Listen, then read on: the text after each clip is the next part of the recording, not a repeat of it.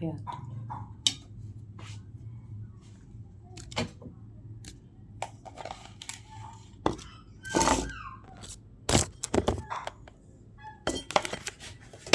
Sa bahay.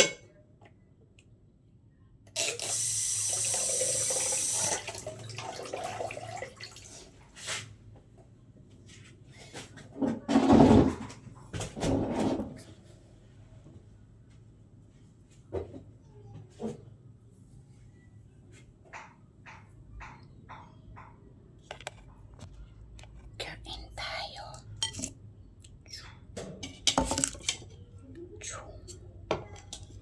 Tapos yung tilapia pa ito yung saging 2 piso. Yung tilapia na payat pregaba. Naman ako init na tubig.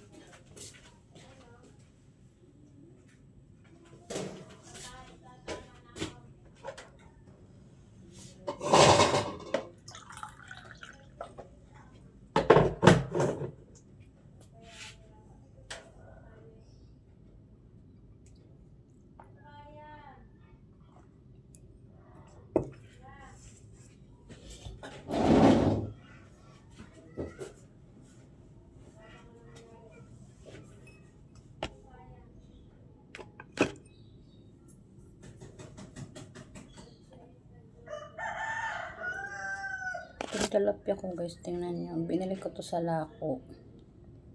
Kaso payat siya. Malaki naman siya ng hilaw pa. Pero nung naprito na, hindi na siya sariwa at saka payat. Tsaka yung dito niya, yung parang tanggalan niya ng hasang. Tapos yung dito sa may lagayan ng bituka niya. Kulay green na. Tapos nung naprito siya. Ayan, nung naprito siya, payat. Payat. Kaya, hindi na ako bibili uli sa Lako. So, tingnan mo naman, payat siya. Tingnan mo yung mga ulo. Nahirapan nga ako magprito na ito kasi sa sobrang payat niya. Parang sobrang makunat siya.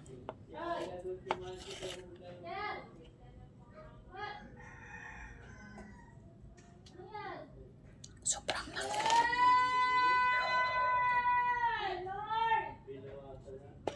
Narinig niyo yung aking kapitbahay. Ganyan siya kain.